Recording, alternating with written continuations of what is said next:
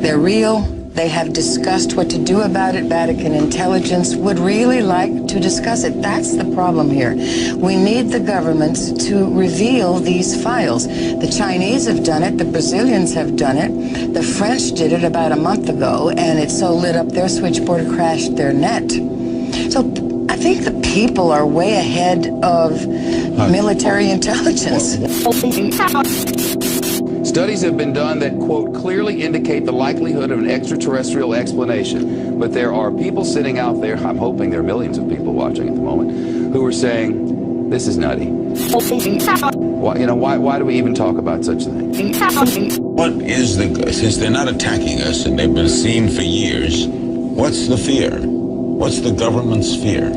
That's an interesting question. I've been working with Paul Hellyer. He's the ex-minister of Defense Canada under Trudeau. He is upset because the Americans are planning the weaponization of space as though they are enemies. Really? Yes, and it is very troubling to him. It came out of a project called Project Paperclip, in which, and this is what Eisenhower warned us against, the sustention of the military-industrial complex. In order to extend the power and the funding of the military-industrial complex, you have to be afraid of things. Number one was communism. If that petered out, number two is terrorism. That's here for a while. Number three is asteroids, and number four is extraterrestrials. So there might be a built-in reasoning here to have induced fear just to keep military-industrial complex going. I'm going to tell you why the United States government is afraid for you to find out what the truth is regarding UFOs. Some Chinese residents are on edge this morning after another apparent UFO sighting. It's the second one in 2 weeks. The first sighting was on July 7th, and an airport had to be shut down. All right, that's a UFO if I've ever seen one. Yeah, can you identify it? That's undeniable. The airport had to be shut down after people apparently saw twinkling lights above the airport terminal. 17 flights had to be diverted. The latest sighting happened just 2 days ago, and people say they saw 4 lantern-like objects forming a diamond shape in the air, hovering in the sky for over an hour. 1953, at least 10 more crash disks were recovered, along with 26 dead and 4 live aliens. One of the 4 live aliens died within hours of being removed from the craft. The others died approximately 3 or 4 days later. Of the 10, 4 were found in Arizona, 2 in Texas, 1 in New Mexico, 1 in Louisiana, 1 in Montana, and 1 in South Africa. There were hundreds of sightings. Why were so many craft crashing? Because the government was scared. And when they found out that the radar was downing the craft, they started aiming the radar at the craft with lock-on radar and pumped the juice through. And they brought as many down as they could. 50% of all Americans believe the extraterrestrial explanation accounts for these sightings. Up to as many as 90% of Americans believe the government is outright lying.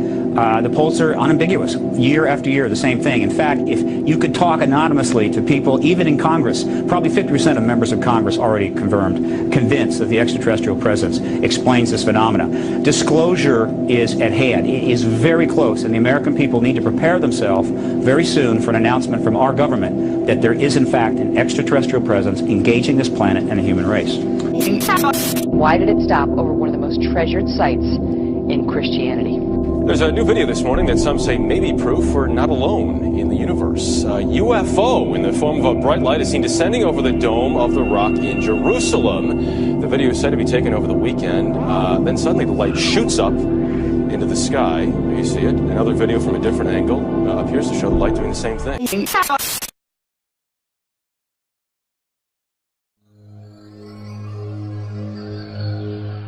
The universe. A vast organism of consciousness filled with trillions of galaxies and intelligent life beyond. It is a far-extending mysterious entity which begs to intrigue our curiosity. Are we to believe that it is just us in the universe? Or are there other planets in our galaxy and galaxies beyond that could sustain life for other races to evolve?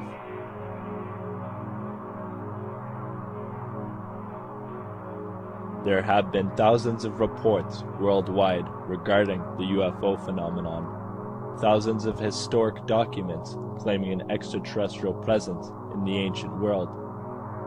Myths and legends of beings coming from the skies or beings living underground.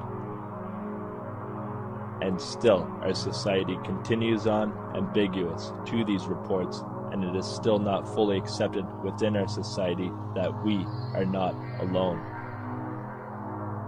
Could there be an agenda to suppress this fact with cover-up after cover-up?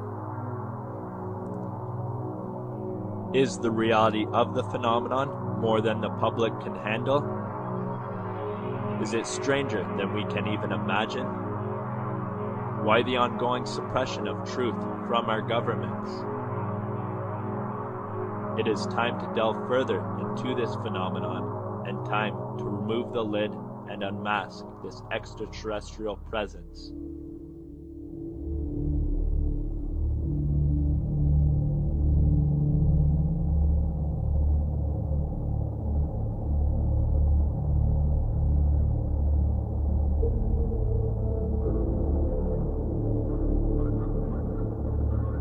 Listen, I've been involved in this whole thing for 40 years, and I've been deeply involved in it for the last 20. And let me tell you, take it for what it's worth, in my view, there ain't gonna be no disclosure. Not like they expect. They expect the government to someday have a news conference and stand up and say, hey, we got a little surprise for you. Guess what? We've been keeping it from you. We're sorry about that, but it was for your own good, you know. You guys weren't ready for this. You probably couldn't handle it. So, but now we're going to tell you, oh yes, aliens are here. They've been here for quite a while. Well, they're all over the place. Well, they are indeed all over the damn place. But you're not going to get a government disclosure because that's not how government works. First of all, they're a bunch of nitwits in some cases. They're not capable of giving you a disclosure and doing it in a sensible, thoughtful, caring way.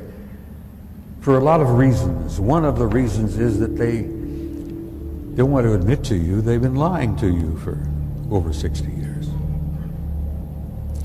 And then the other thing is that they are really a little bit uncertain and frightened themselves because the true scope of their awareness and what they know still has them in a state of shock. Because they can't come out and tell you what, it's like my analogy of the Pandora's box. You don't open it just a little bit. You just lift the lid just a tiny bit and boom, everything comes out. Well, when everything comes out, it's going to blow the lid off of everything because this is the biggest damn story in human history. And it's simply this: you're not alone and you have never been alone. And you have had, as I have learned over the years, an intimate interrelationship with advanced extraterrestrial intelligence from the beginning of human history. And one of the big secrets is that they don't want to even get close to is that your very existence was initiated and orchestrated by an advanced extraterrestrial intelligence. Now, how the hell are they going to tell you all of that? Our leaders don't want us to know what's going on. The Russians know, the Chinese know, we don't. That's how it is, folks. They let Russian satellites fly over the most secret bases and take pictures, but if you try to get out to Area 51, watch it. I'm an annoyance to my superiors, a joke to my peers. They call me. I'm the key figure in an ongoing government charade. The plot to conceal the truth about the existence of extraterrestrials. Well, I would say that about does it, Spooky. I came to believe in the existence of extraterrestrial life and in a conspiracy inside the government to keep their existence a secret. What makes you think this is a conspiracy, that the government's involved? What makes you think it isn't? A shadow conspiracy within our own government. Agent Mulder was ready to believe that the body was that of an extraterrestrial biological entity. You and Mulder are the only ones who can bring it to light. You don't honestly believe this is some kind of an extraterrestrial? If it were true, it would be confirmation of the existence of extraterrestrial life. Who are these people? They only have one policy: deny everything. Government knows about it. And I gotta know what they're protecting. Nothing else matters to me. And this is as close as I've ever gotten to it. If we fail to anticipate the unforeseen or expect the unexpected in a universe of infinite possibilities, we may find ourselves at the mercy of anyone or anything that cannot be programmed, categorized, or easily referenced. Now, who are they protecting? And even with our limited resources here in the individual private sector that has been trying to deal with this for all these years, we do know a little bit. We know that since 1947 at least, a power structure within the military intelligence inner sanctum has appropriated the UFO phenomenon, has made it its own sphere, and politics below that level has nothing to do with it. I don't think the president knows any more than you and I do, probably less. No matter who the president is at any given time. And this power structure has attempted to manage the relevant information for its own purposes. First, it wanted to control this information until it could manage it. But that never happened. That's how they said it. It never happened. We'll just control it until we understand it and have a handle on it. So tell the folks it never happened. But later, they found out they couldn't get the handle. They couldn't manage it. But here they were having it covered up and having lied and carried out illegal activities to keep it covered up. So what can you do then when you realize you can't get a handle on it? Well, if it can't be managed, you just simply continue to deny and debunk. And the attitude has been, we can't stop the UFO sightings. Okay, but we can ridicule and frighten the witnesses of these events into silence. The official space program was boosted by President Kennedy in his inaugural address when he mandated that the United States put a man on the moon before the end of the decade. Although innocent in its conception, this mandate enabled those in charge to funnel vast amounts of money into black projects and conceal the real space program from the American people. A similar program in the Soviet Union served the same purpose. In fact, a joint alien United States and Soviet Union base already existed on the moon at the very moment Kennedy spoke the words. On May 22, 1962, a space probe landed on Mars and confirmed the existence of an environment which could support life. Not long afterward, the construction of a colony on the planet Mars began in earnest. Today, there is a colony which exists on the planet Mars. It is a United States-Russian alien facility. Now you might ask, what have our authorities and officials in government been doing about this? Well, to begin answering that question, I want you to remember that I want you to realize something.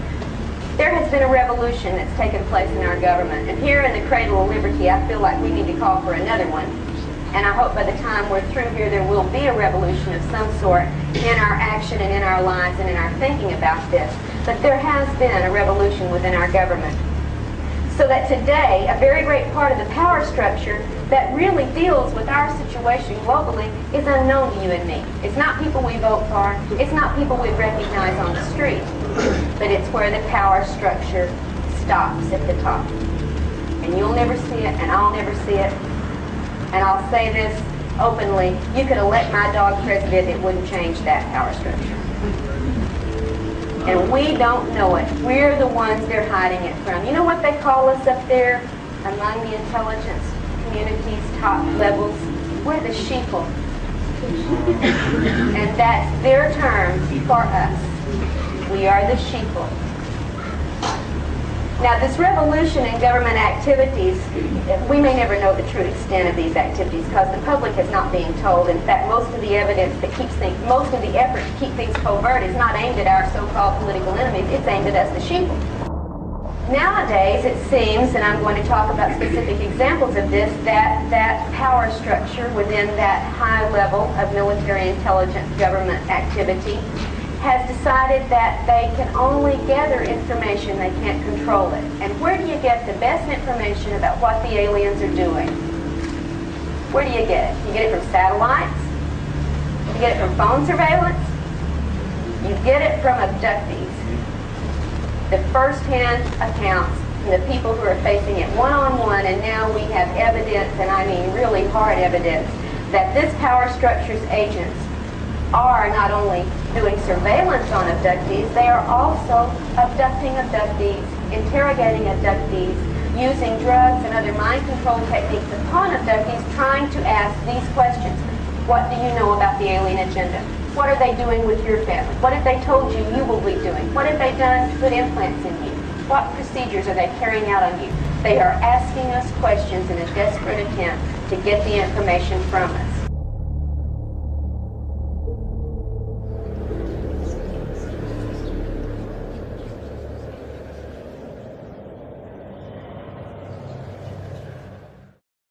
The UFO phenomenon is truly a phenomenon of our times. It is an extremely puzzling one and calls forth a wide spectrum of opinions.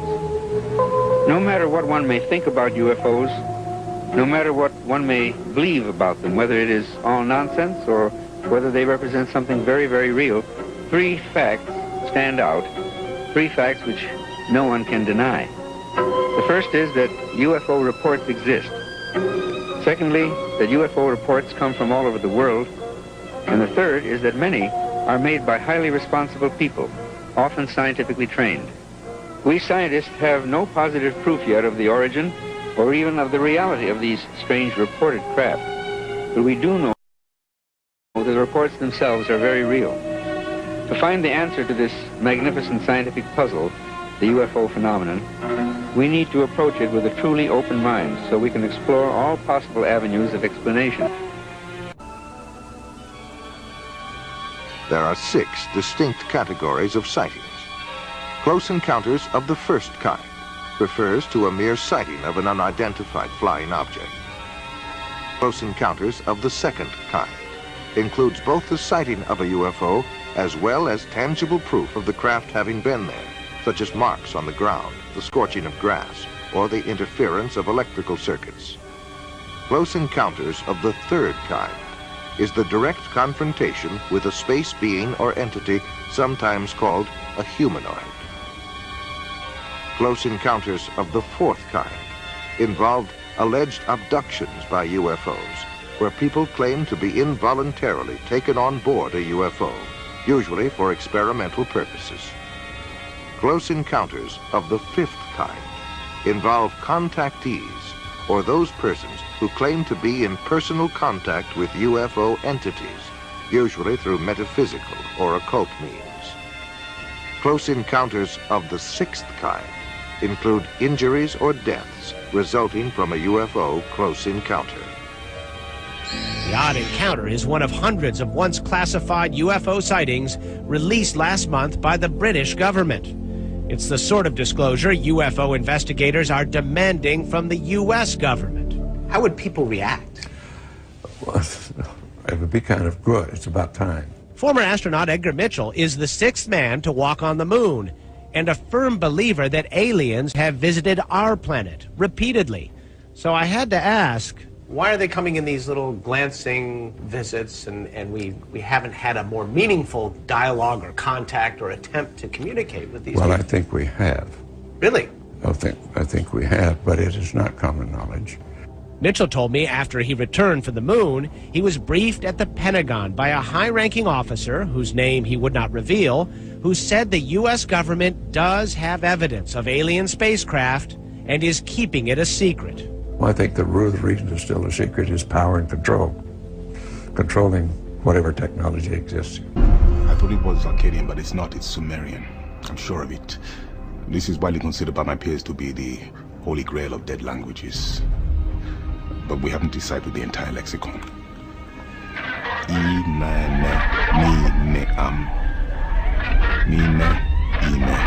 Ki ulutim. Our creation is the last two words. I'm not sure of the first two. Ika ke a e se. Examine is the first word. Ika zug zug. The last word is ruin or destroy. Our creation, examine, ruin or destroy. Ruin, destroy who? It's an incomplete translation. We can't be sure of exactly what's being said. But whatever it is, it sounds aggressive. I'm sorry, but none of this is making any sense. It's a verbalized recording of the Sumerian language. Now we're talking about the oldest language in human history, for whatever reason, recorded in your room. What was happening? What was being done to me? What is unsettling is that, whatever it is, the vocals, they don't sound, ordinary. Human. Whoa, stop. Okay, let's not fuel any more of these fires. Now, there's any number of reasons for the distortion in the voice. Now, I'm not jumping to any conclusions, but, her voice sounded fine. The tape could have been recorded over, for one, and part of the old tape could still be heard. No, I don't recycle tapes. Maybe this time you did. And that still does not explain why that voice is speaking a language that predates Egyptian hieroglyphics. Now, I've studied the Sumerian civilization for most of my career, and what I have found is intriguing.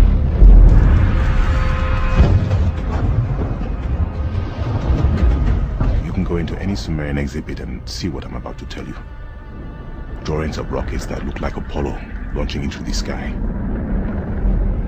Etchings and sculptures of men in spacesuits and what looked like oxygen masks. Now, this artwork was created in the 4th millennium BCE, 4,000 years before Christ walked the earth. Genesis, Noah's Ark, to name a few. Both of these stories existed in Sumer 6,000 years before the Bible was written. Genesis came from the Sumerian epic of creation. Noah's Ark came from the Sumerian deluge. The alien god legend has its basis, its origins in Sumerian history. You can find everything I've described in the museum right now. Alien abduction reports are something many of us have heard of. But is there anything to substantiate this phenomenon? It may seem as though we are passing from the realm of science into science fiction, but this phenomenon takes a critical view to examine. There are many alien abduction reports relating to one another from all over the world. What is the purpose behind this phenomenon? What races could be involved in this? And more importantly, what could the agenda be? Could there be malevolent and benevolent beings out there serving different purposes for the human race? Let us examine this phenomenon in more detail.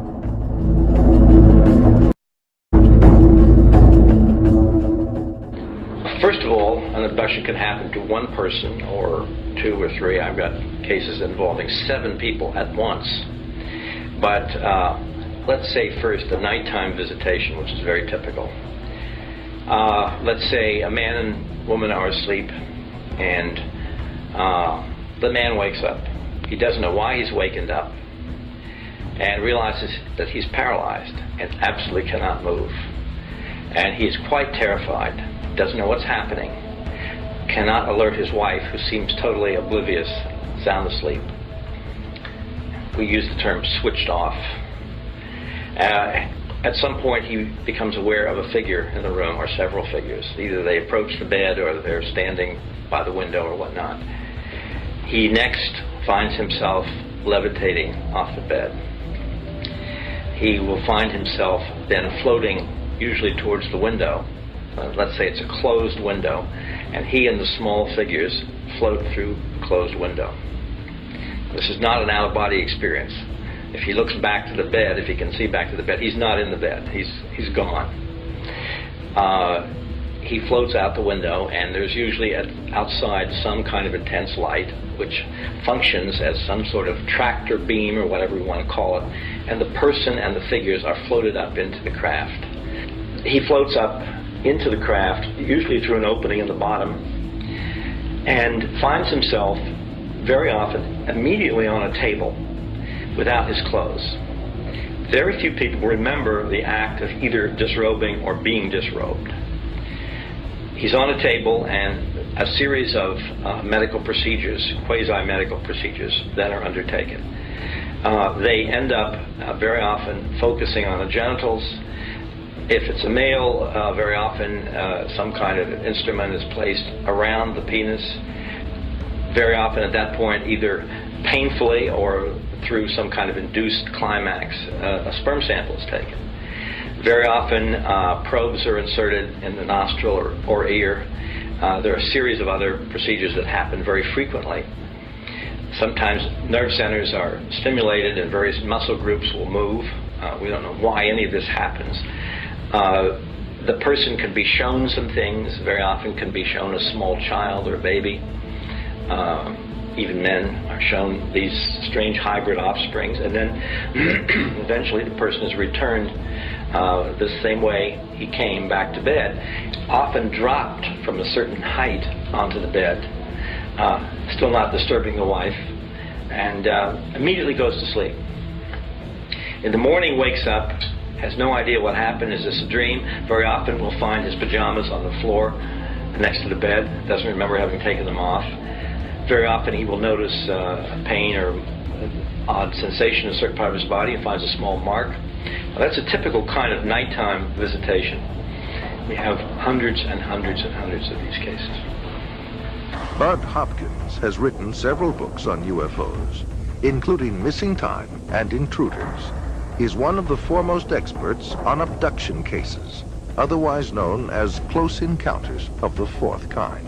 And now we've come to the conclusion that abduction, of their involvement with human beings, that this is the center of the entire UFO phenomenon, and that actually when people have UFO sightings, it's very possible that what they're seeing is something on its way to or from an abduction of somebody.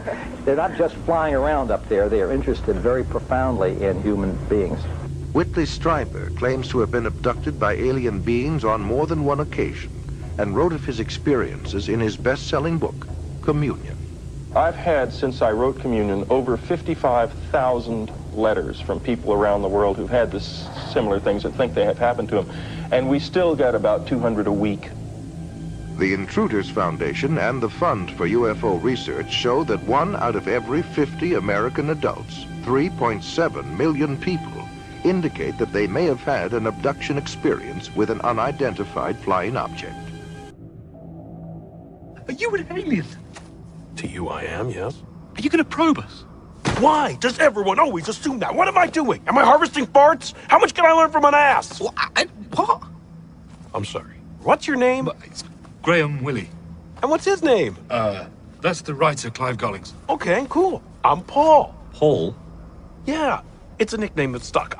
My ship crashed on a dog. It doesn't matter. Look, if you don't help me, I could die on this road tonight. Okay.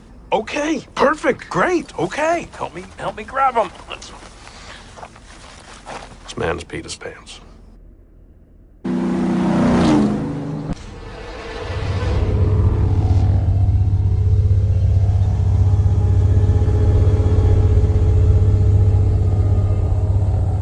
Holy. UFO! UFO! Oh, dude, stop yelling. You're breaking up. I didn't catch that last part. Close encounter! Close encounter! Close encounter? What kind? First? Second? They're after me! Third kind already. You better run, man. I think the fourth kind is a butt thing. Empathy, Sam! Empathy! They still after you?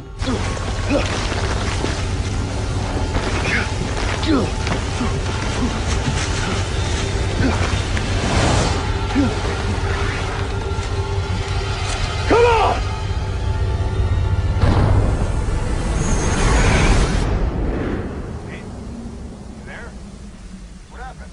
Dean.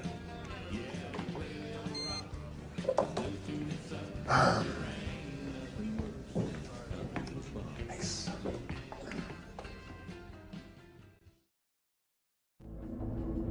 Close encounters of the fourth kind are by far the most frightening.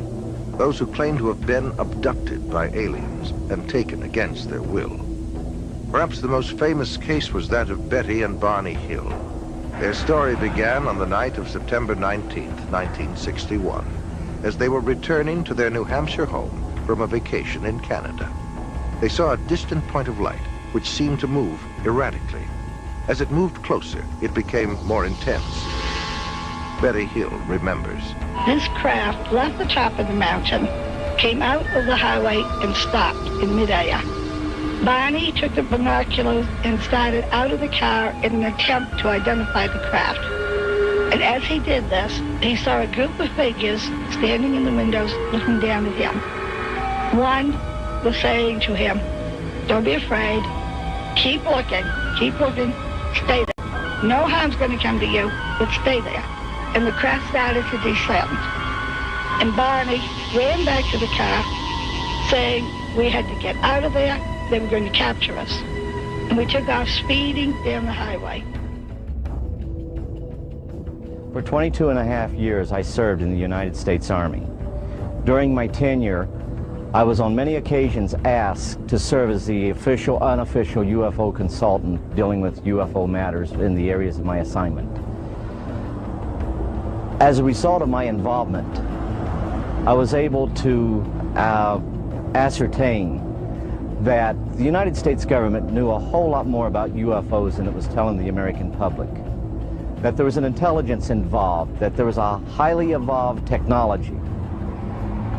I learned that to a degree, we were carrying on a dialogue with this intelligence. We were making every effort we could to acquire this technology and make it part of our own existing technology. We did this, I was told, in the interest of national security. We also had an officially sanctioned deception program. This was in total disregard as to the impact this would have on the individual witnesses and also on their families. This ultimately led to my disillusionment with the program and my involvement in it. I sincerely feel that no government has the right to destroy the lives of the people which it is supposed to serve. While I was in the military and I got to the point where I was no longer interested in trying to be part of the program and actually was going against the program, and I started to be very open and talking about what was going on. This resulted in every effort being made to try to destroy my military career. I was threatened and they even tried to force my military retirement, or I could face possible court-martial. These actions failed, of course, as you know. At one point, I even had an individual come up to me, point a gun at my head, and inform me we could have a training accident, and this would end this foolishness once and for all. I firmly believe that those of us that served in a capacity of the U.S. government in some form or fashion, and who were exposed to the truth, we have a moral obligation to the UFO witnesses, the real victims of the UFO phenomena, to expose once and for all this policy and to reveal the truth, and that is, we are not alone in the universe.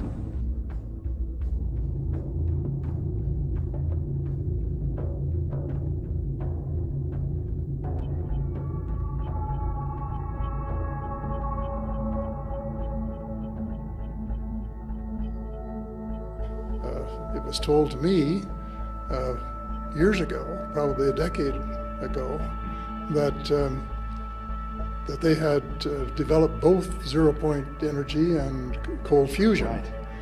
And either one of these or both could be used to change the world by getting off fossil fuels in my opinion, as short a period as 10 years. And I have set 10 years as the deadline. I know some scientists who think we've gone past the Rubicon. And I said, well, even if that's true, and I hope it isn't, let's say that we've got 10 years to do something, but we've got to start right away. Right. And we have to mobilize as if it was a mobilization of war for our own survival, which in fact, in many ways it is, you see. So that's exactly the mode that we've got to be in, is get off our chairs and do something and do it now. And of course, there are some real problems involved.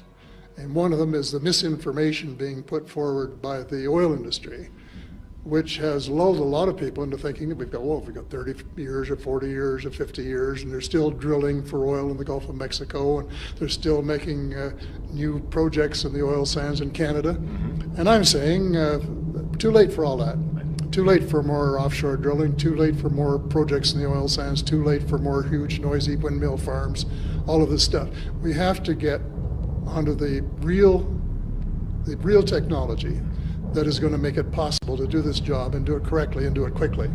So that is the big thing. Well, then the other big thing is we have to change the world banking system and stop letting a few private individuals create all the money as debt, which puts us all so far in debt that we can't afford to do anything, and cut back all over the place and just to raise enough money to pay the interest on the debt we already have. And so we have to have a real change there. And what I'm going to recommend to or say to the Congress is that I wrote a book in 1999 saying that the next world war would be between the people and the banking system. Right. And so now is the time to get at it, because they're mobilizing all their big guns, which are the International Monetary Fund, the World Bank, the Federal Reserve System, and the Bank for International Settlement. They're getting all ready for their final assault on we the people. Right. And a time has come for us to say, hey, enough is enough after 2.5 centuries or whatever of putting us in debt this way and making slaves of us all, that we've got to reverse the tables and print enough money country by country to balance our budgets and get our economies back up to scratch, employ the unemployed people, and then do this tremendous job that has to be done of converting from an oil economy into a clean energy economy. But especially during the last 2,000 years, there's been a control program that's been operating through religions and through political systems. And at some point in time, and again, thousands of years, but at some point in time, the people who have a large amount of influence in our lives, political people or people with a lot of money, realized that if they were going to control us, they needed to gradually wean us away from being in touch with the spiritual reality. Absolutely. Because if you think of it, if you're in touch with your own personal reality and then very much in touch with the spiritual realm, no one can control you.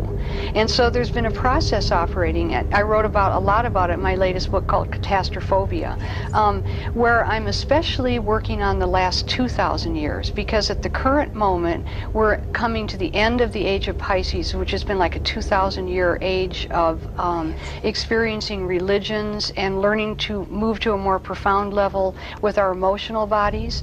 And as we come out of the age of Pisces and as we move into the age of Aquarius, we're learning how to work with energy in a new way, and we're learning how to work with dimensions in a new way. But as we come to this point, and we're here right now, all of the old emotional stuff and all of the programs and all of the control patterns are just hitting us like a ton of bricks. It's literally, I mean, look at the political situation in the United States.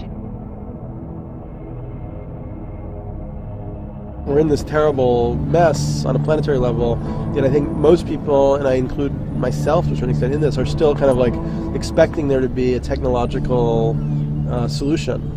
And we actually have to overcome that and see that solutions like begin with our own sort of intimate connection to the world around us. What are we to do about this? How do we combat against an intelligence organization that is involved in contact with extraterrestrial entities? How do we unveil the secrecy? We can only gather so much information that is available to the public, but it is ultimately up to all of us to choose what we want to believe. We live in a society that profits from human existence with a mass amount of corruption, lies, and cover-ups coming from our government. We have environmental damage happening to our planet at an accelerating rate. What are we to leave behind for future generations? Why are we living this way, and what is causing this? How much control do we have over our own lives? Are we the creators of our own destinies? Do we choose the reality we want to create? We have to work within a system that is based upon financial profit, which makes it difficult to have complete free will. So what is the reasoning for so much secrecy? Is the end of the rabbit hole more than our third-dimensional perception can comprehend? To unveil the truth about the existence of extraterrestrial life would change human consciousness and would open up many questions about the origins of civilization. It would alter our perception of the universe. We would start using more alternate energy sources that don't pollute our environment. We would no longer be so subservient to a power structure that wants to keep us controlled and in slavery, which is why so much secrecy is kept from all of us.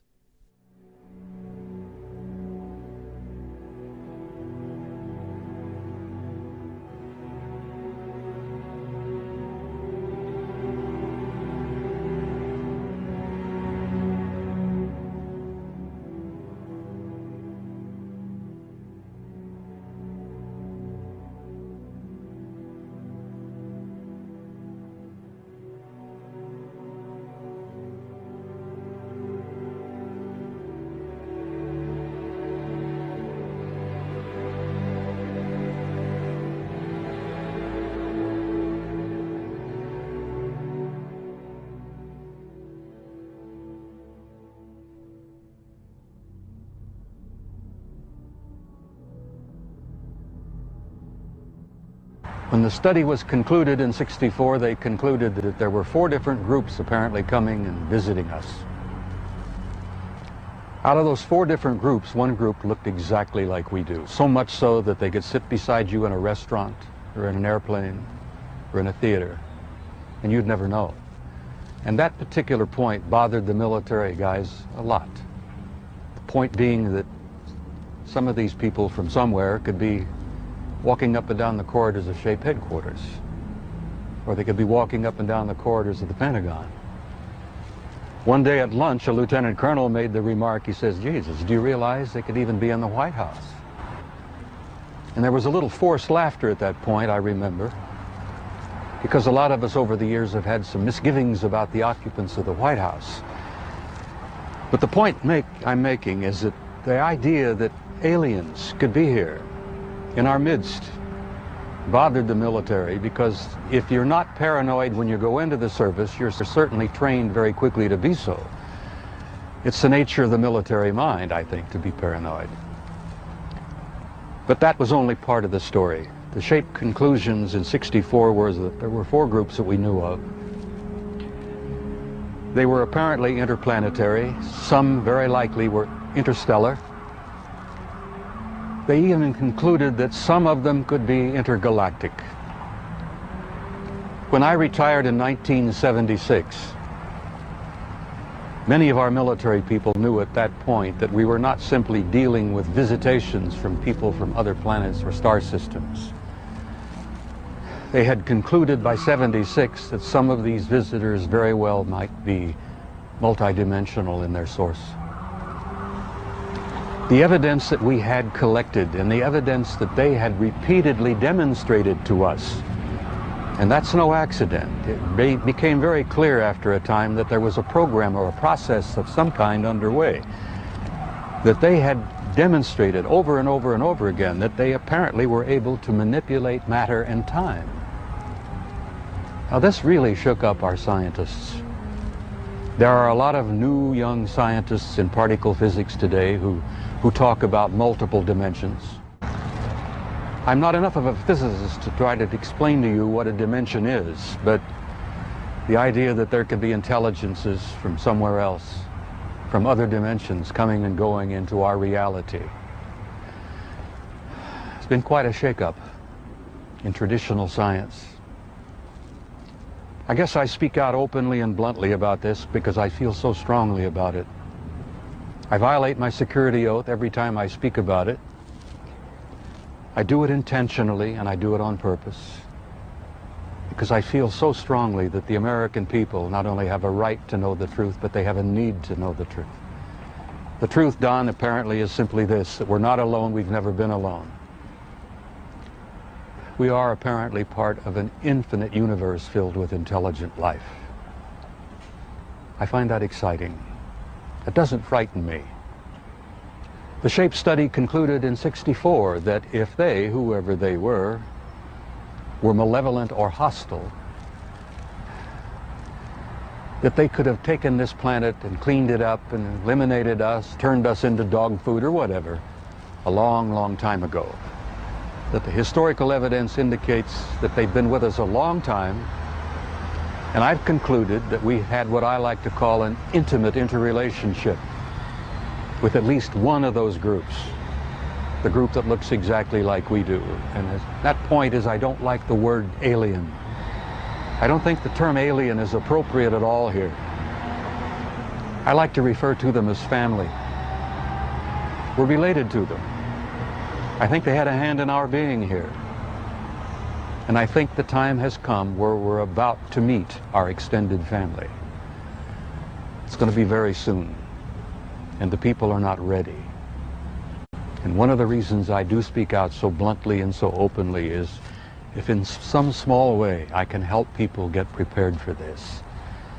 Because I believe that this reality, once we have accepted it and understood it and gone beyond the fear, will bring about an expansion of consciousness in the human race that will truly help us and prepare us to go out there and take our rightful place in that infinite community of life.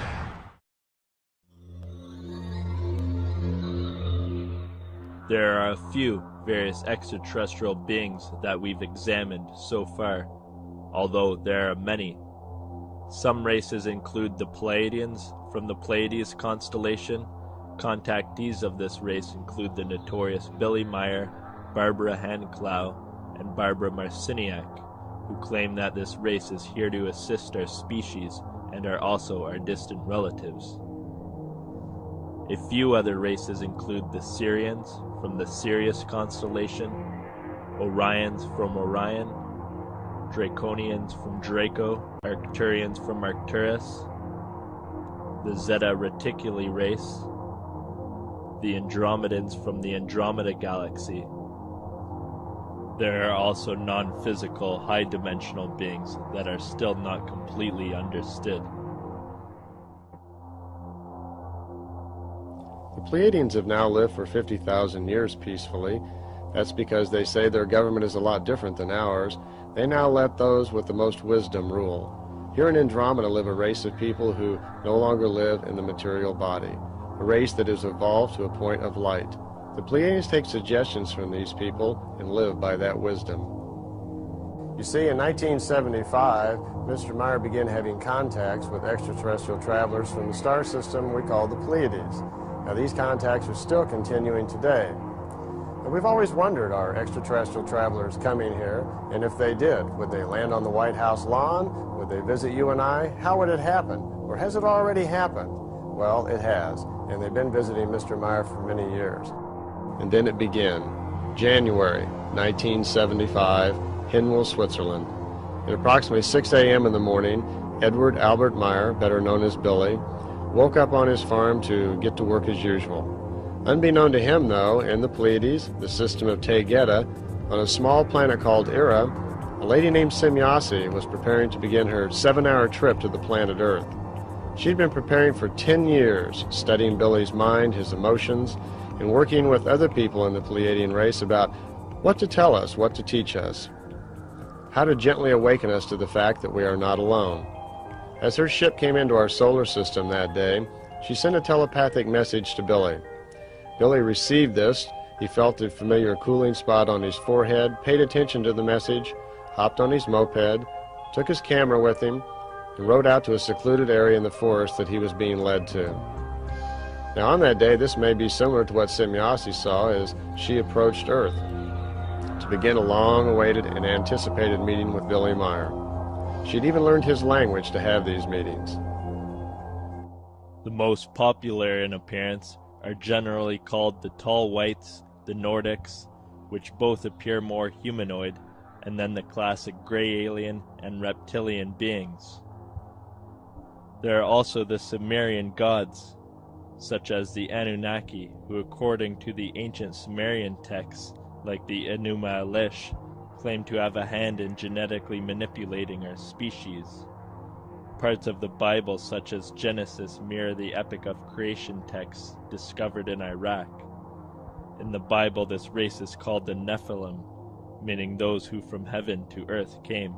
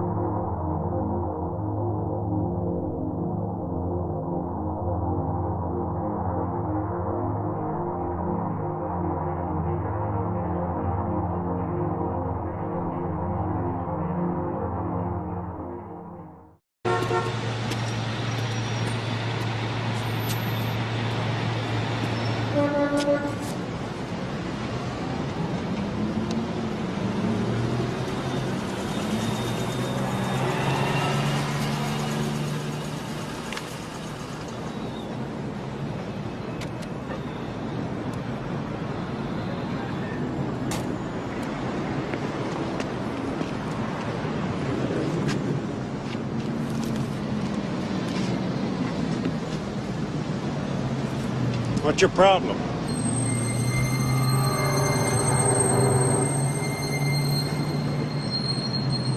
I said, what's your problem?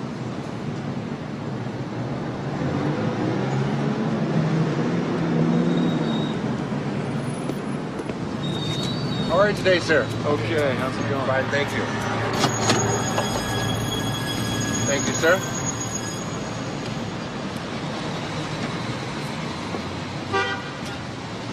Here you are, sir. Thank you.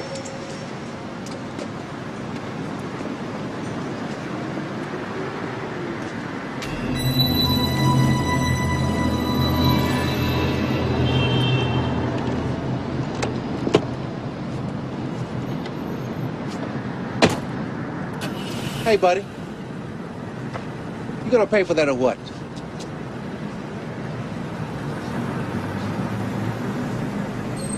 Look, buddy, I don't want no hassle today. Either pay for it or put it back.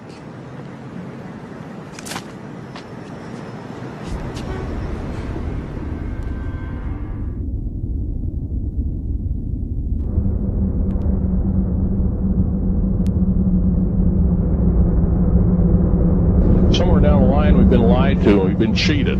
What we have to do is we have to literally ask for the truth. If we cannot ask for the truth, we must demand the truth.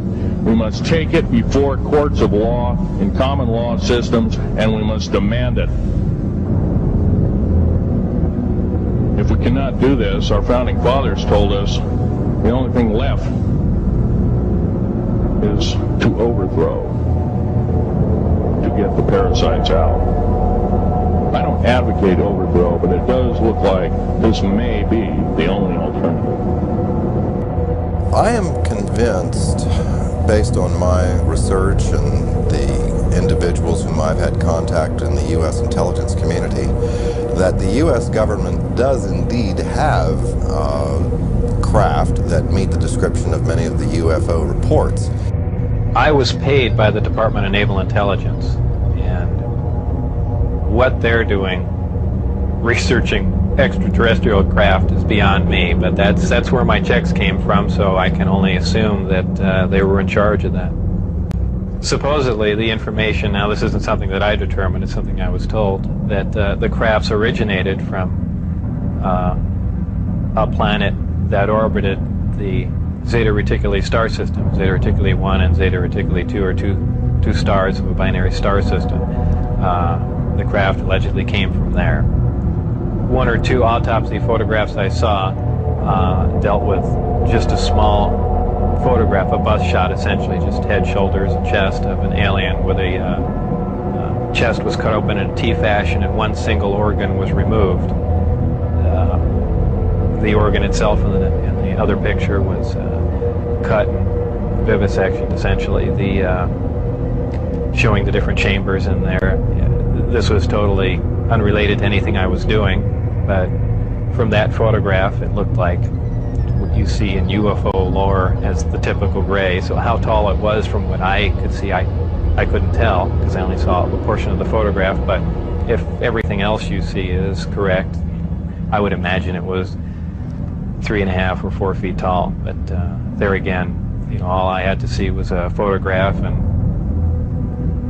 I didn't have much to go on. Allegedly, this interaction has occurred since, man was a simian creature, and, there were genetic alterations made.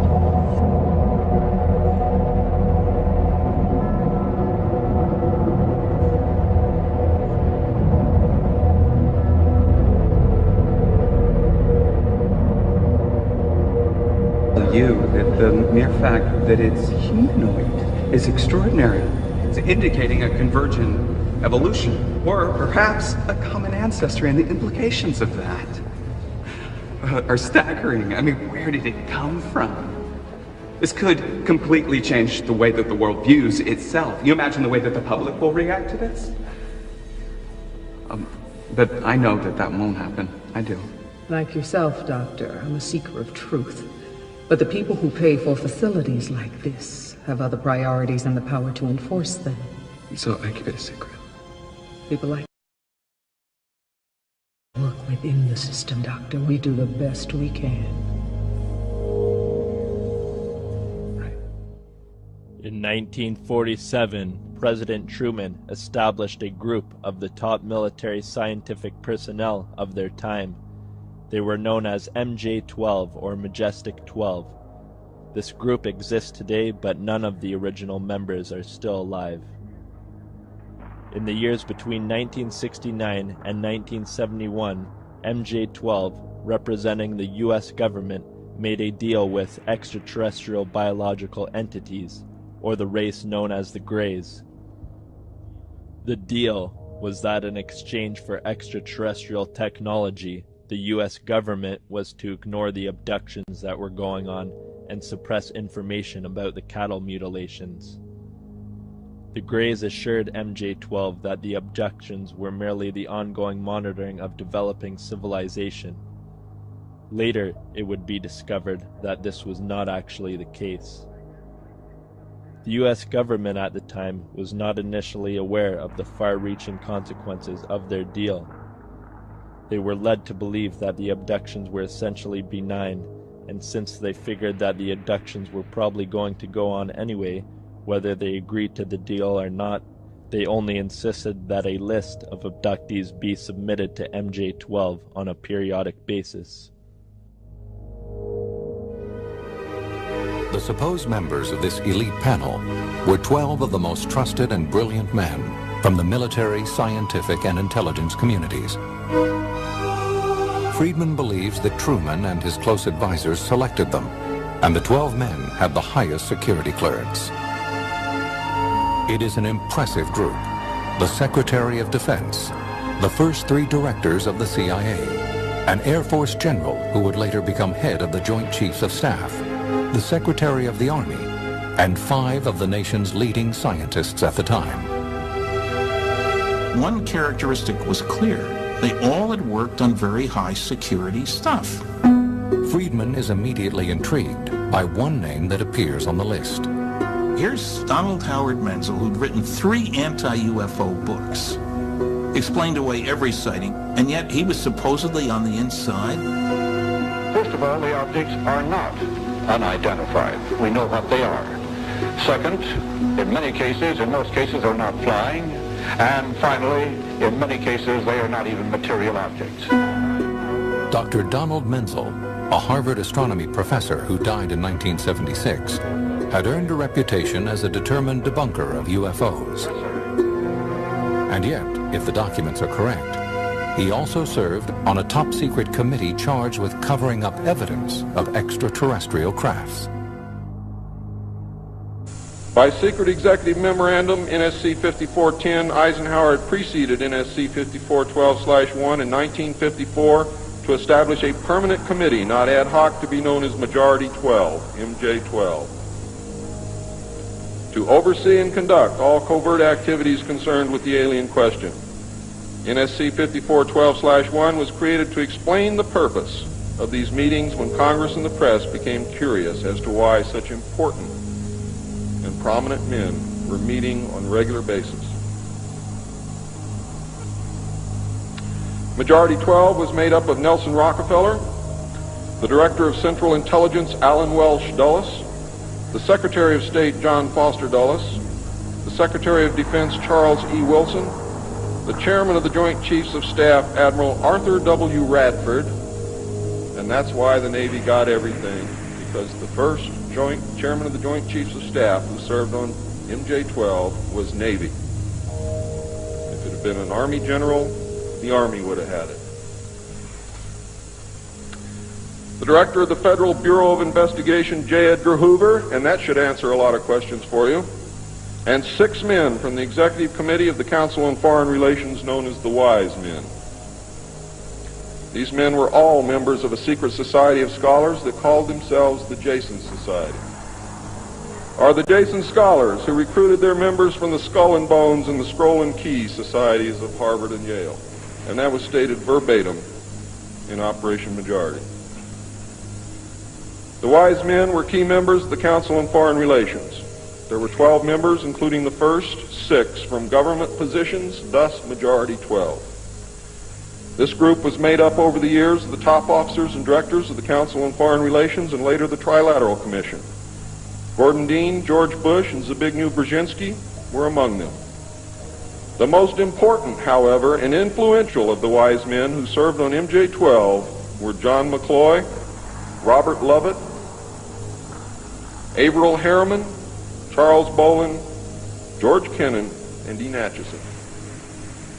Their policies were to last well into the decade of the 70s, and it is significant that President Eisenhower, as well as the first 6 MJ-12 members from the government, were also members of the Council on Foreign Relations.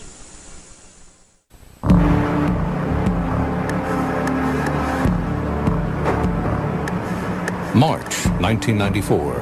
In Washington, D.C., a congressional inquiry explores government records of a crash near Roswell, New Mexico in 1947. Some UFO researchers hope that the inquiry will unearth evidence of a cover-up of a crash of an alien spacecraft. A cover-up which they believe is spearheaded by a secret government council called the MJ-12. The General Accounting Office, the investigative arm of Congress, handles the fact-finding mission.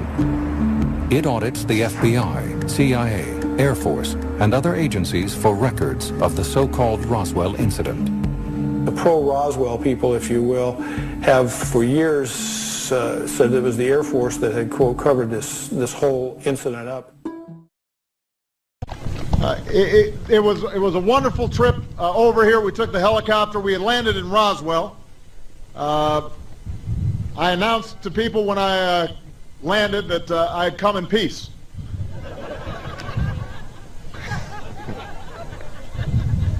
Let me tell you, there are more 9- and 10-year-old boys around the country when I meet them. They ask me, have you been to Roswell? And is it true what they say? And I tell them, if I told you, I'd have to kill you. So, and their eyes get all big, you know, so we're going to keep our secrets here. If the Majestic 12 documents are to be believed, the cover-up was a success. But UFO researchers claim the government still needed to contain speculation that something extraordinary happened near Roswell, that aliens had pierced some of the nation's most sensitive airspace. They believe President Harry Truman authorizes a strategy to quell any remaining suspicions. Let's face it, if the United States government recovered crashed flying saucers in New Mexico, you would want to cover it all up. The Majestic 12 documents indicate that on September 24th, 1947, President Truman signed an executive order initiating the covert operation. But there is no record of any MJ-12 meeting, only those documents that surface in 1984. One, the so-called Truman-Forrestal memo, suggests that Truman authorized the top-secret project. The 12 members took responsibility for a cover-up begun by the Army. Then there's the so-called Eisenhower briefing document, which indicates that the members of MJ-12 were tasked with investigating and exploiting the alien technology recovered from the crash site near Roswell.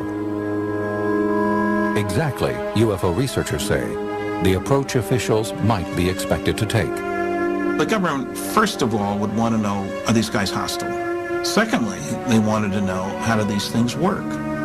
If you got wreckage, you want to figure out, what can I learn from this? What do you think one would do if you had access suddenly to something as exotic as alien technology? You would establish a super secret group of individuals with the right types of scientific and security clearances, and you would say, I assume, figure this out. Friedman contends that President Truman and the MJ-12 members were aware of the gravity of the situation. The Roswell crash meant that control over some of the most sensitive airspace in the U.S.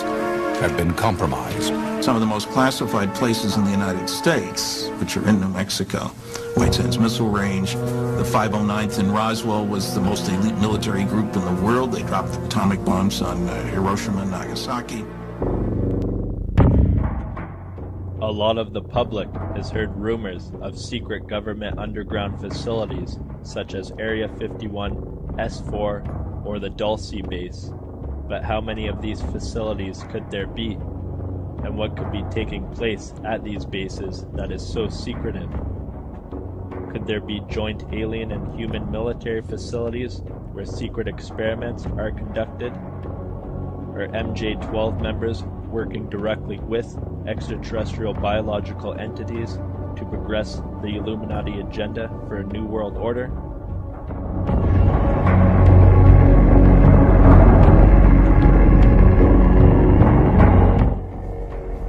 The base is underneath Archuleta Mesa. Supposedly it consists of 7 levels, each level increasing in security as you go lower and lower. The information that was provided to us by Thomas Costello gave us very complex floor plans that had been drawn out. Here we're looking at the first level of Dulce. The central hub here is security, which extends all the way down. It's the hub of these concentric ring circles. Each area is connected by corridors and passageways. Level 2, they strip you down and take all your personal clothing, they weigh your body, they take biometric scans of you and everything. So in case you're trying to smuggle something out, they know exactly what you ate, they know exactly how much you should weigh, they know if you have something in your stomach. They're really taking it to extremes. Well, you would have to with something like this. They're frightened that it would be discovered that humans were being experimented on for genetic research. Level 3, we have the computer bank area. This is where they contain all command, control, communications, and intelligence. Level 3 doesn't sound very dark. When does it all start? Well, it starts getting more interesting at level 4. Here's where they get some of the more exotic research. They've studied the human aura, all aspects of telepathy, hypnosis, dreams. Guys, wait, hang on a second. Wait, are you talking about extraterrestrial visitors that are working with our government? Both. They call level 6 Nightmare Hall. You have aliens experimenting on humans, humans experimenting on aliens. They feel that you can sacrifice the one for the many. There's nobody safe. This is where all the genetic experimentation is occurring, where they fuse animals and humans together.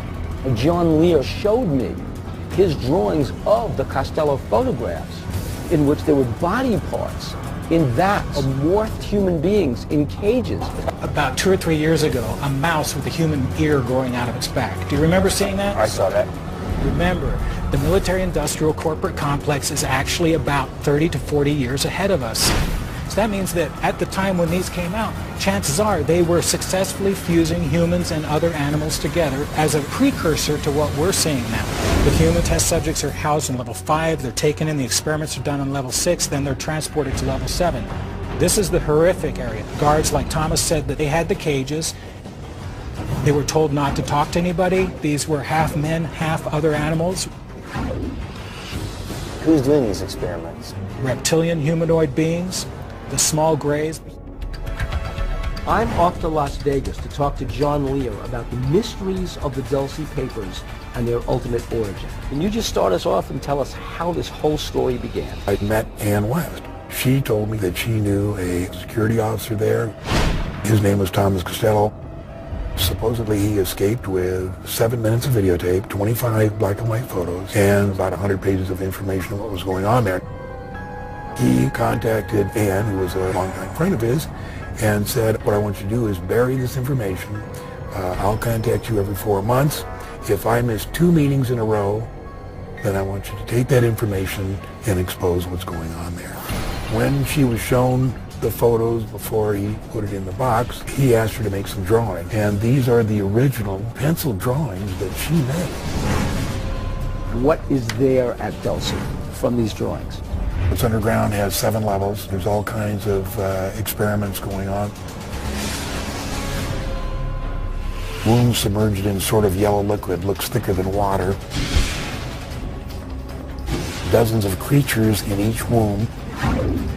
Can't count the tanks. 3 fingers, 2 toes, not human. All we do know, or at least believe from the photographs, is that there's experimentation with human beings. Correct. There are aliens who are living at Dulce. Correct. And we are working with the aliens at Dulce. Correct.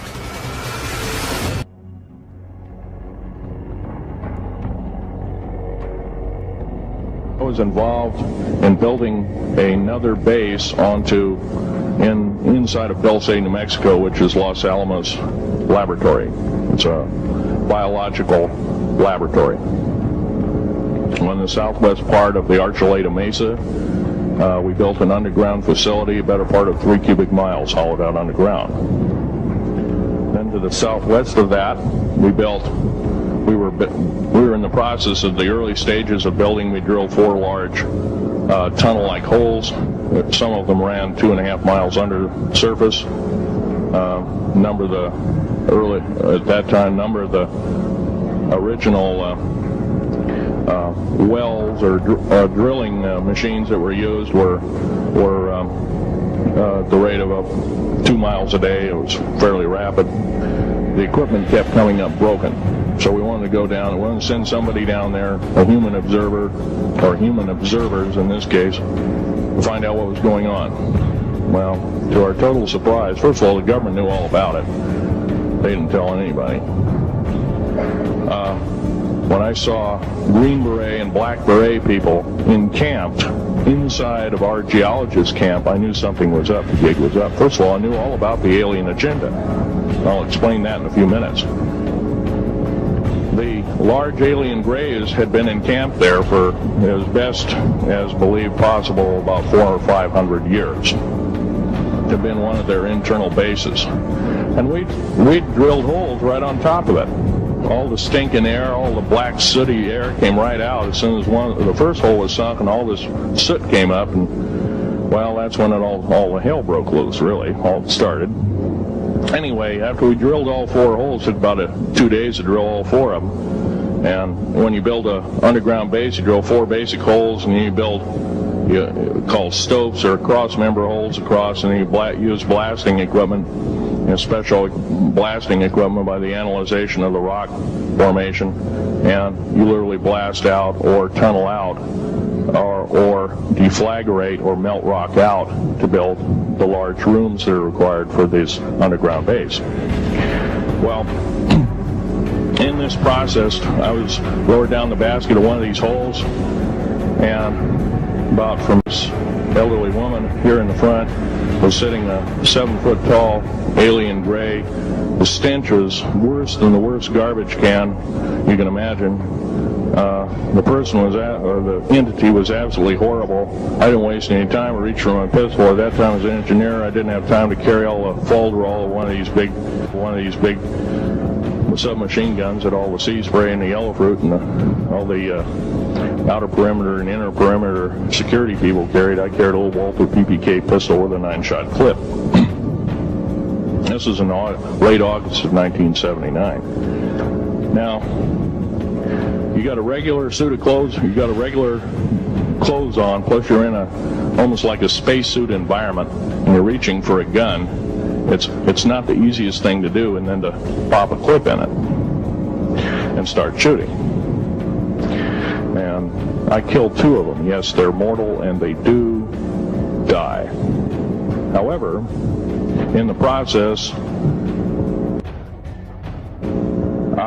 one of them did this. All I remember is that he just kind of waved his hand in front of his chest, and the next thing I know, this blue beam hit me and just literally opened me up like a fish, and burnt my fingers right off of me. And it was some form of electrical force, because the kind of like being hit by a lightning bolt burned all my toenails off of me. Completely crispy crittered my left foot, burnt the shoe right off of me. All I remember is the smoking remains, and I'm still conscious, but in and out of, I didn't remember much. And there was a Green Beret that was right behind me that risked his life. In fact, he died. But he risked his life. He shoved me back in the basket and hit the button and took me up. And I wouldn't be alive talking to you today if it wasn't for him. I'm forever indebted. He lost his life. 66 Secret Service agents, Green Berets, Black Berets, crack troops lost their lives because the government, our United States government, lied, did not tell us anything about the alien threat. There's a war underneath there, and I'm talking dead serious. It's been going on since that time. Since late August of 1979, our military, the Russian military, basically the militaries of the world, have been in constant conflict with the outer space alien. The small gray, the large gray, the reptilians, the whole thing. There are 11 distinct races of aliens. 2 are benevolent. 1 had to leave here in a hurry because their world is under attack, both on the surface as well as underground there, the Pleiadians. Again, this is a story that was relayed to me. And allegedly what happened in '79, there was some sort of information exchange going on where there were actual live aliens at the facility. And at one particular point, there was an area where some security personnel went to enter. And apparently, because not the sidearms, but the bullets in the sidearms, from what I understand, if they would have entered the area, the bullets would have detonated. And supposedly one of the creatures tried to stop the security personnel from entering the area, and a fight ensued. And the bottom line from the altercation was that the security personnel, I don't remember how many were involved, but were all killed, and they died of head wounds, and that's all that I heard of that story. There were 22 people with Majestic clearance. I had Majestic clearance. Majestic clearance was designated as clearance 38 levels above Q clearance, and Q clearance is the civilian top secret clearance. It probably really hit me when I got inside the craft and looked around and began to understand how the craft was operated, and finally grasped the whole project as a whole, as what we were doing, the fact that we weren't building this thing, we were trying to find out how it was made. We were back engineering it. Normally the bus pulled around to the opposite end of the facility, which was the main entrance, and that's where we went in. On this particular occasion, it pulled up to one of the hangar doors, which were normally closed, and the last one was open. We came out, and I saw the disc in the hangar.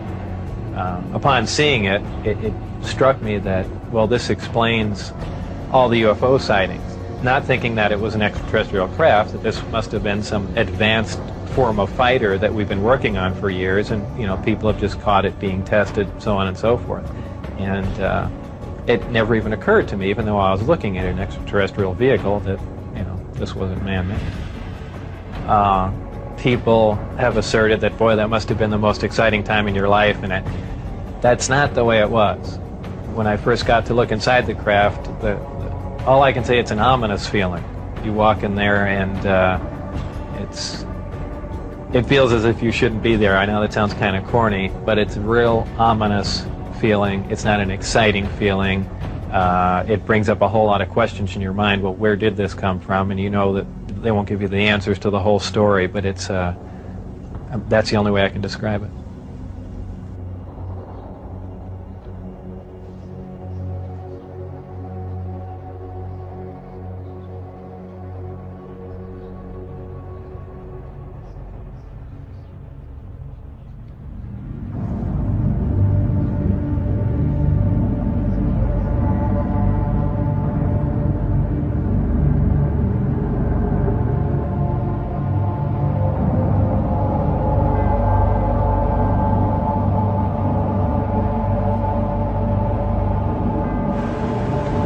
The abduction agenda held that extraterrestrial entities, that is, beings from some other planet, were visiting Earth on a mission. All right?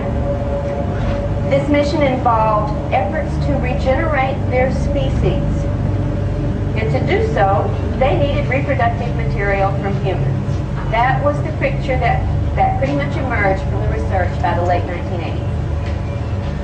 Now, this scenario explains several things. It had a lot going for it. For one thing, it explained why these beings were taking sperm and ova and fetal implants from people, right? All right. It also maybe explained why there was an interest in the genetics that ran many generations of one family. Could explain that.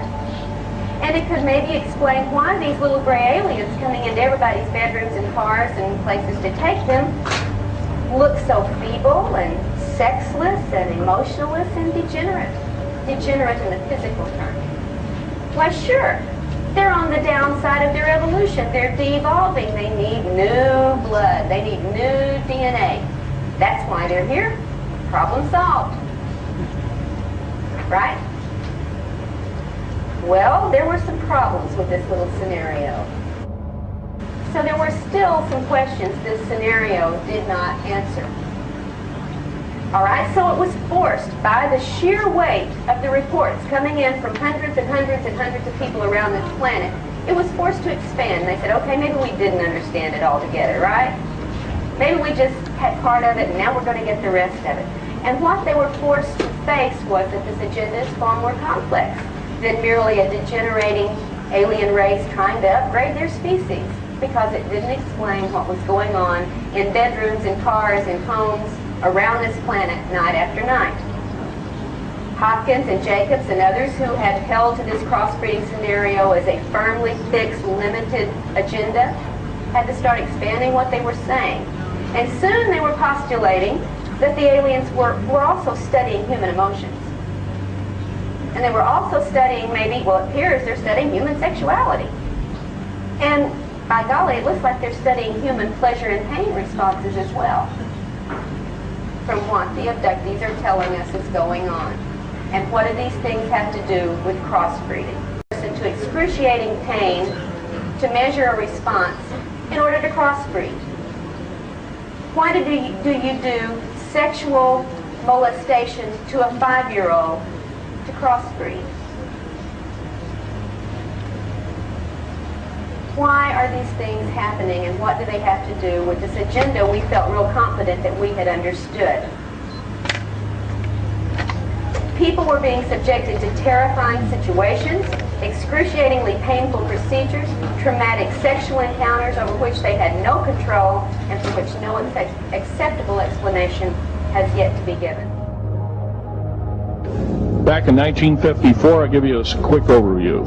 There was the Greada 1954 treaty where Eisenhower signed a pact with the known alien species of the time. There were 3 at the time. And said that we're going to deal in high technology, but you can take a few head of cattle and a few human beings and you can experiment on them. It's unthinkable. Now, the Greada 1954 treaty had been violated.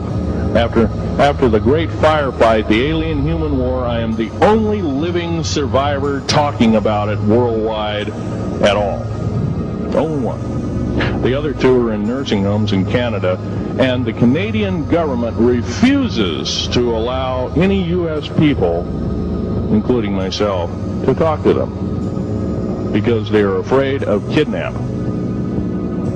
Probably the reason I got shot to pieces and 11 attempts on my life is I am a direct threat to the entire system. The New World Order, the alien agenda is one and the same. It's world takeover and the decimation of the population of this planet. Now, I'm going to tell you something a little bit different about the alien species. The bad news ones, there are 9 races of alien populations. To look at a human being as a bag of food. They're not cannibals. They don't eat the flesh and the bones and all that kind of stuff. They use the glandular secretions of animals and human beings as a mixture of the vitamins for their food. They get high off of our adrenal gland substances called adrenochrome. The Greys apparently have a genetic disorder in that their digestive system is atrophied and not functional. In order to sustain themselves, they use enzyme or hormonal secretions obtained from the tissues that they extract from humans and animals, which is the case with many of the cattle mutilations. The secretions obtained are then mixed with hydrogen peroxide to kill germs. Then it is applied to the skin by spreading or dipping parts of their bodies in the solution. Their bodies absorb this solution, then excrete the waste back through the skin. Urine is also excreted through the skin in this manner, which explains the stench that many abductees or witnesses have reported during encounters with the Greys. Supposedly, the Greys have taken over several top-secret underground military facilities, and certain branches of government are working hand-in-hand with these entities to bring about total domination of the world, while a second group of ETs are here to protect us, such as the Pleiadians. In 1989, it was estimated that 20 million Greys are actively operating under the surface of the Earth, within bases or underground cave systems.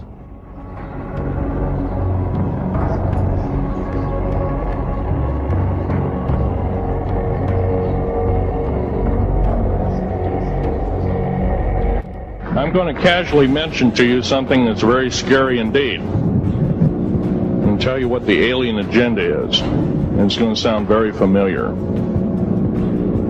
The alien agenda is the complete takeover of this planet, the killing off of 5, 6 to 7/8 of the world's population by the year 2029. U.S. military has known about this for 45 years. They've told no one. As far as I know, I'm the only person standing before a crowd talking about the alien agenda, secretively.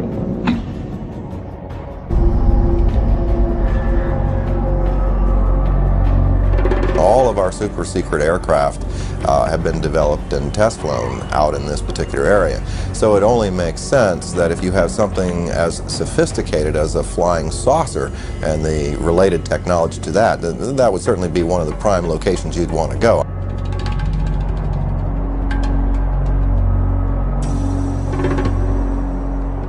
What you see is an ordinary looking Air Force base. It's nothing to write home about, but because the government won't talk about it, everyone wants to see it.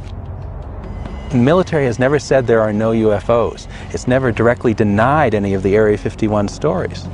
It would have been so simple when these claims came out, these Papoose Lake claims, for the military to simply say, look, we have nothing there. They could take a few reporters to this area and show them, nothing there. The military hasn't done it. The military has stonewalled. It has remained silent. And that's the most damning thing that they can do. Area 51 to this day is not acknowledged. That is to say, the Air Force does not admit that it exists. This status has been maintained very carefully, particularly in the last few years. The puzzle is that the base has clearly been very active for quite a while, and you can see that there are about 700 to 1,000 people traveling from Las Vegas every day. So essentially the bulk of what has gone on there in the last 10 years has not emerged from the black. This airplane the program was terminated. The airplanes were put in mothballs for 20 years before they admitted the existence of the aircraft. There's programs that they're working on today that are 50 years ahead of anything that you and I can even conceive of, and that we may never see the light of day. Would you say it's America's most top secret military base? As far as an operational test facility, it's probably the most secret test facility in the free world, yes.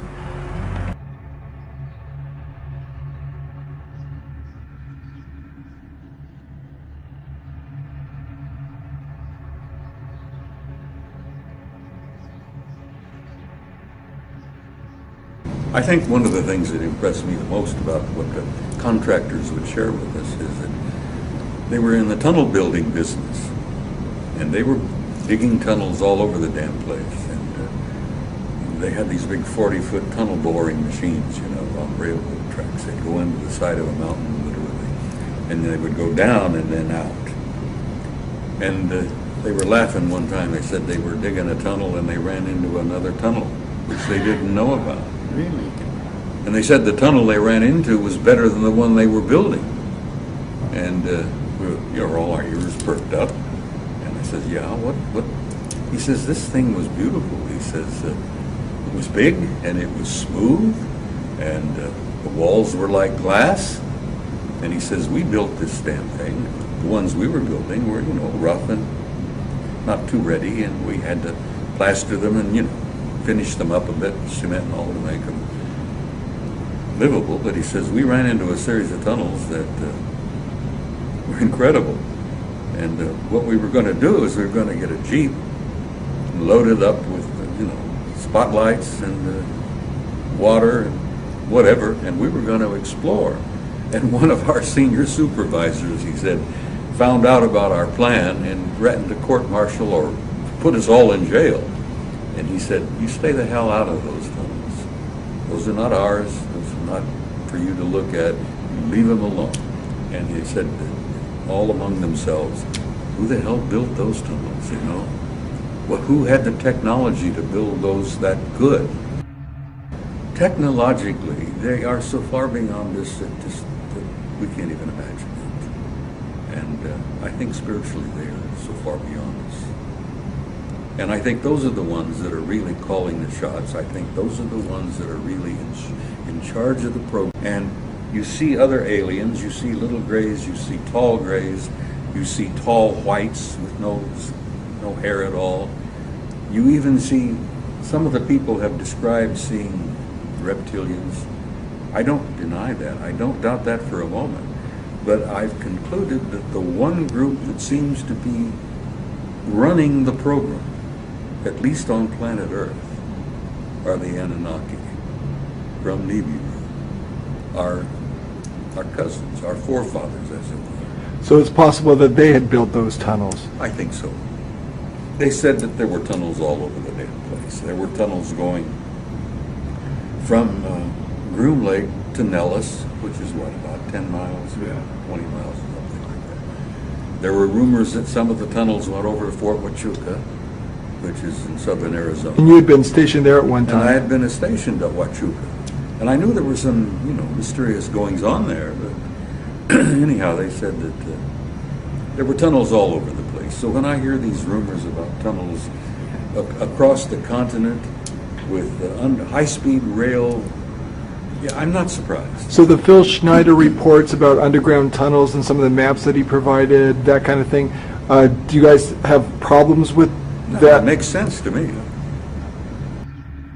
Okay, so the Andromedans tell you that the Alpha Draconians are here now. Where? There are 1,833 of them that have been living underground between 100 and 200 miles beneath the surface. They've been here, some of them have been here a long, long time. They have lifespans that are thousands of years. They're carnivorous. They are not friendly to mankind, at least the ones that are here. Are you saying carnivorous, they eat humans? Yes. And they won't eat a dead human. It has to be alive at the time of the killing. Their preference is children. And we've been told, you shouldn't talk about that.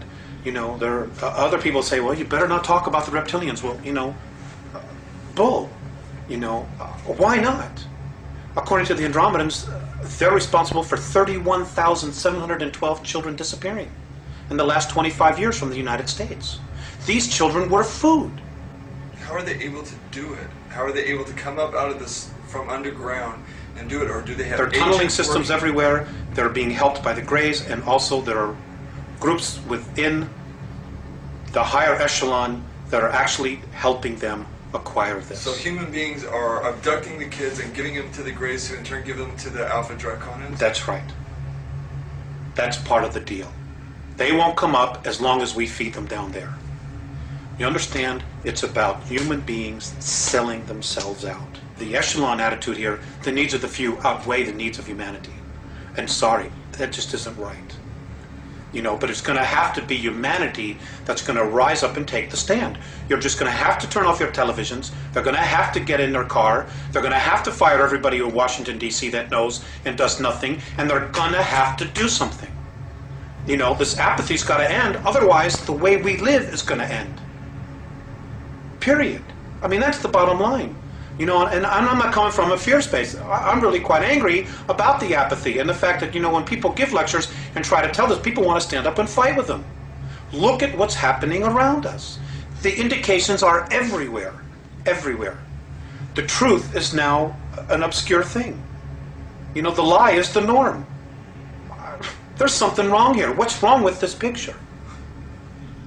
There was a very, very tight security blanket screwed down tight over all of the alien question. The downed craft, the fact that they were here, the technology that we were recovering. Some craft, strangely enough, were not damaged at all.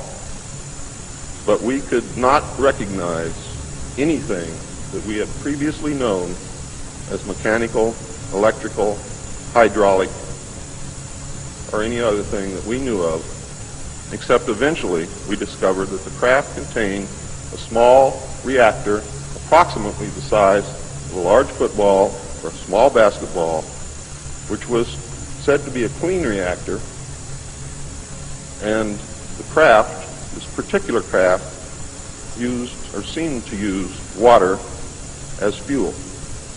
Now, how that all works, I don't know. I am not a nuclear physicist. They would call it a specific time. For instance, the operator would say, Mr. Lazar, it's now 4:15 a.m. We expect you to be at McCarran Airport at 4:45. Your plane will be leaving at such and such time. I'd drive there, check in, board the plane, and the plane would fly out to Groom Lake. It would land there. I'd get off the plane and wait, and there would be a bus to take me and whoever else is going to S4, Papoose Lake, which is about 15 miles south of there, and then I would check in at S4. Tell me about how you felt on your very first trip out. The first trip out there, it was actually very exciting because it seemed so cloak and dagger to me, especially after I got in the bus with the blacked out windows. I kind of thought that was neat. Drove out to the site, and then it was checked in, guards walking around with guns, and I was sure what I was working on was going to be pretty fascinating. The first thing that happens when you walk in this facility, you enter that door, what you see is this long hallway here, very long hallway. It has the same type line configuration or stripes on the floor. To the left, you'll see a red line. You cannot go to the left. On the right, there's a blue line. You can get access to that. So we're walking up here. The first room to the left, ladies and gentlemen, is actually the avionics lab. Just beyond that is the propulsion systems lab. Over here we have a files department, and we have something called the briefing room. This is a very important room, the briefing room. Why? Because there's something called King Tuts, or training update tapes, and they have something called blue 3-ring DTIC binders, which is Defense Technical and Information Center binders. So I just submit, we've all heard this thing about Carl Sagan stating that extraordinary claims require extraordinary evidence. Well, here's where the evidence is. In this facility, they not only have the hardware, but they've got the tissue samples, they've got the motion picture film reels, they've got the high visual digital audio tapes. It's all here. This is what we're looking for. So, on the far western wall, on the interior of each of the 9 hangar bays, there is a 4-1 in red paint circled by a red circle. So that indicates that you are at Area S4, Floor 1. That's the significance there. The first hangar bay, which is right here, this is hangar bay number 1, was none other than Bob Lazar's sport model, or a P-45 sport model. Hangar bay number 2, we believe to be the exact same vehicle, or possibly an ARV, alien reproduction vehicle. Hangar bay 3, ladies and gentlemen, was the Roswell craft, which was covered by a tarp, so Dan didn't get to see the entire configuration, but it was the Roswell craft. Next we have, in the next hangar, which is number 4, is the P-52 Orion craft. The next hangar bay 5 was empty. Hangar bay 6 contained a man-made F-22 conversion, or sort of a dog and pony show of what was in Hangar Bay 3. So it was a man-made version of the Roswell craft. Up here we have, it's believed to be the 1953 crash retrieval in Kingman, Arizona. That was what was in the next hangar, which is 7. Hangar Bay 8 contained a black isosceles triangle that was nicknamed the licorice drop.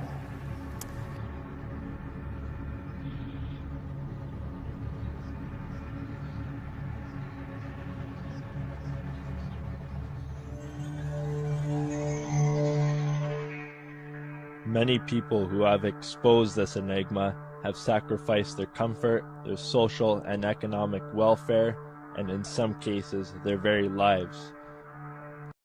Carla Turner, William Cooper, Phil Schneider, just to name a few. They expose this information to those who value truth and freedom. Whether we accept this information and believe it is up to all of us to judge. Knowing is half the battle, and what we do with information in our actions is up to us to decide.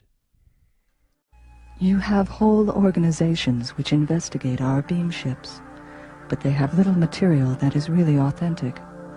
However, the authorities already know much about our existence, but they continue to deny the fact of our existence, or even the fact of their research.